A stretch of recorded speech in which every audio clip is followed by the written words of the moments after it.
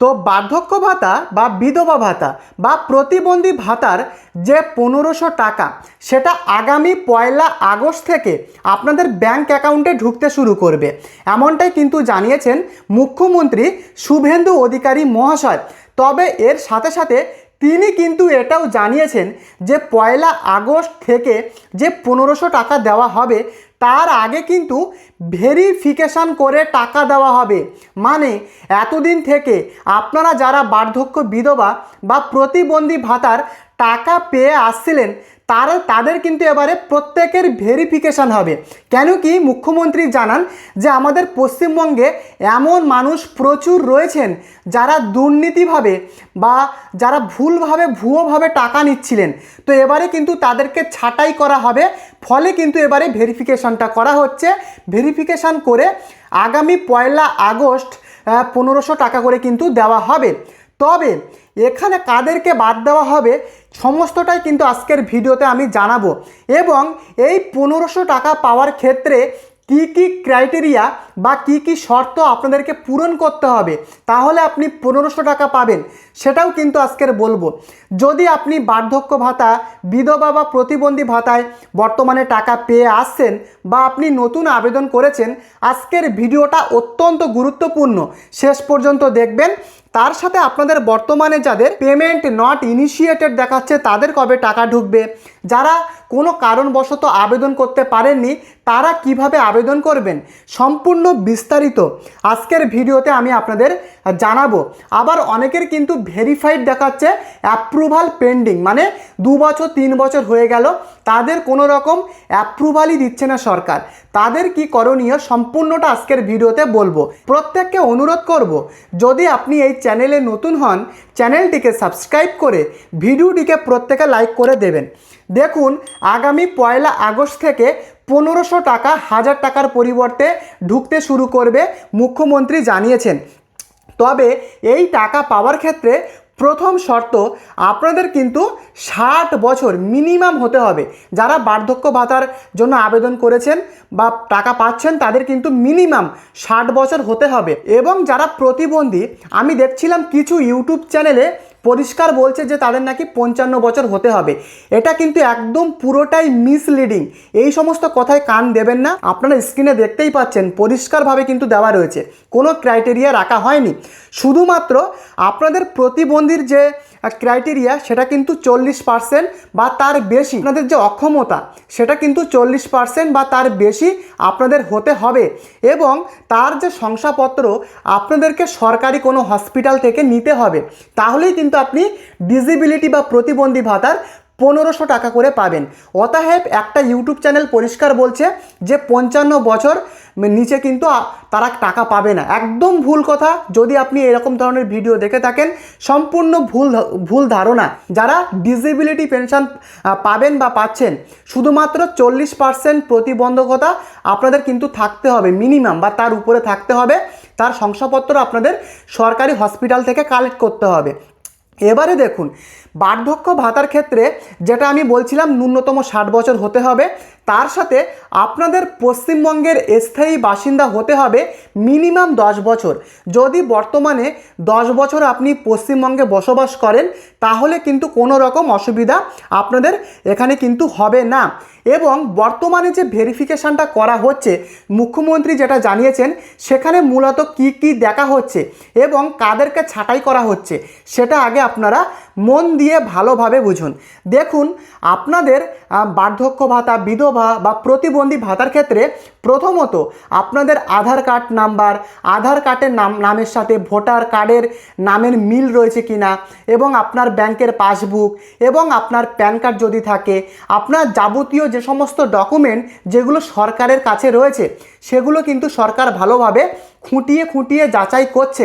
এবং বর্তমানে আপনি 2026 সালের এসআইআর লিস্টে আপনার নাম রয়েছে কিনা বা আপনি ভোট দিয়েছেন কিনা, এসআইআর লিস্ট থেকে আপনাদের নাম নাম বাদ পড়েনি তো, সেগুলো সরকার ভালোভাবে কিন্তু খুঁটিয়ে কিন্তু যাচাই করছে।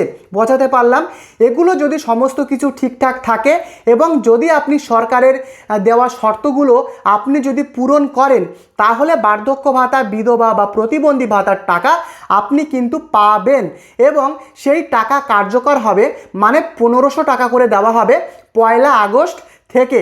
তবে যারা বর্তমানে 1000 টাকা করে পাচ্ছেন, আপনারা কিন্তু সেপ্টেম্বরেও 1000 টাকাই পাবেন, বাট 1 আগস্ট থেকে 1500 টাকা করে ঢুকবে 1000 টাকার পরিবর্তে। এবারে দেখুন, অনেকেই আপনারা আমাকে প্রশ্ন করছিলেন যে আমার তো বর্তমানে পেমেন্ট নট ইনিশিয়েটেড দেখাচ্ছে। দেখুন, এই মাসে অনেকের টাকা ঢুকে গেছে।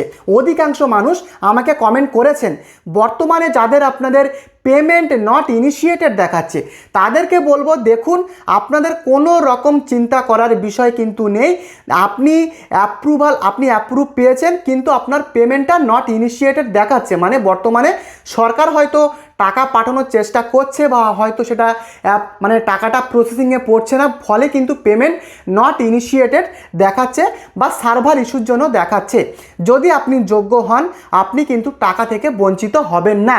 তো ওয়েট করুন, পেমেন্ট নট ইনিশিয়েটেড দেখালে টাকা আপনাদের ধীরে ধীরে কিন্তু ঢুকে যাবে।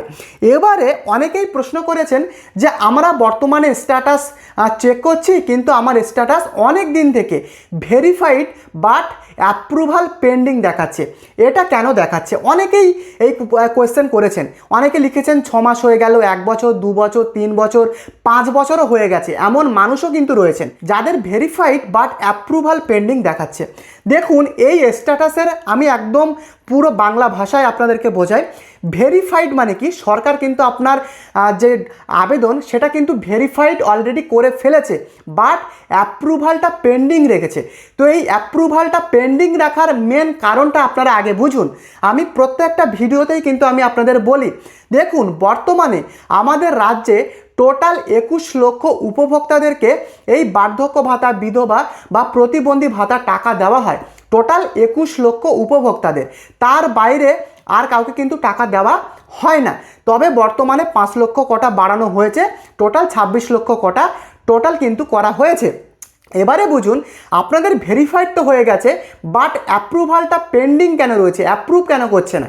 মেন কারণ হলো এই যে 26 লক্ষ কোটা, এই কোটার বাইরে তো আপনাদের টাকাটা দেবে না সরকার, কারণ সরকারের কিন্তু একটা লিমিট রয়েছে, সেই জন্য টাকাটা কিন্তু দিচ্ছে না। এবারে এই 26 লক্ষ কোটার মধ্যে যদি কোনো উপভোক্তা মারা যান বা কোনো ক্ষেত্রে তিনি যদি পশ্চিমবঙ্গ ছেড়ে আদার স্টেটে বর্তমানে বসবাস করেন, ট্রান্সফার হয়ে যান, বা কেউ যদি এই টাকা নিতে মানে অস্বীকার করেন, তাহলে কিন্তু সেই কোটাগুলো মানে খালি হবে, সিটগুলো খালি হবে।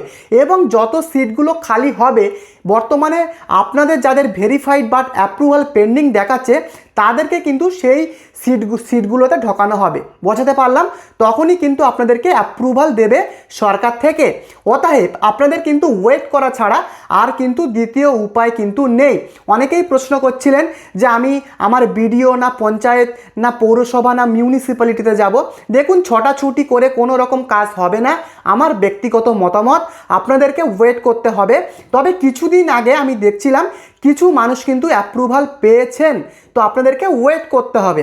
এবারে প্রশ্ন, যারা আপনারা আবেদন করতে পারেননি তারা কি করবেন? দেখুন, কিছুদিন আগে জনকল্যাণ শিবির হয়ে গেল, কিন্তু হয়তো কোনো প্রবলেমের জন্য আপনি আবেদনটা করতে পারেননি।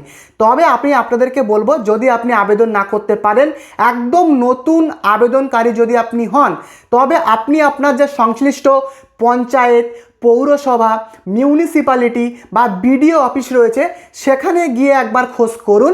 দেখুন, সেখানে কিন্তু হয়তো আবেদন কিন্তু নেওয়া হচ্ছে। আমি কিন্তু দেখছিলাম বিভিন্ন জেলাতে কিন্তু আবেদন নেওয়া হচ্ছে। তাই একবার আপনি আপনার সংশ্লিষ্ট যে সমস্ত অফিসগুলো রয়েছে, পঞ্চায়েত, পৌরসভা, মিউনিসিপ্যালিটি, বিডিও, সেখানে একবার খোঁজ নেবেন। হয়তো সেখানে কিন্তু আপনাদের আবেদনটা নেওয়া হচ্ছে। অবশ্যই আপনি খোঁজটা কিন্তু নেবেন। তো বর্তমানে আগামী 1 আগস্ট থেকে 1000 টাকার পরিবর্তে 1500 টাকা করে কিন্তু ঢোকানো হবে। যদি এই শর্তগুলো আপনি পালন করেন অবশ্যই কিন্তু আপনি টাকা থেকে বঞ্চিত হবেন না। তো এই কিন্তু মেন আপডেট। যদি ভিডিওটি আপনাদের ইনফরমেটিভ বা ভালো লাগে প্রত্যেককে অনুরোধ করব চ্যানেলে নতুন হলে সাবস্ক্রাইব করে ভিডিওটিকে অবশ্যই লাইক করতে ভুলবেন না, কারণ সাবস্ক্রাইব করতে কোনো টাকা পয়সা কিন্তু লাগে না। পরবর্তী ভিডিওতে দেখা হচ্ছে। ধন্যবাদ।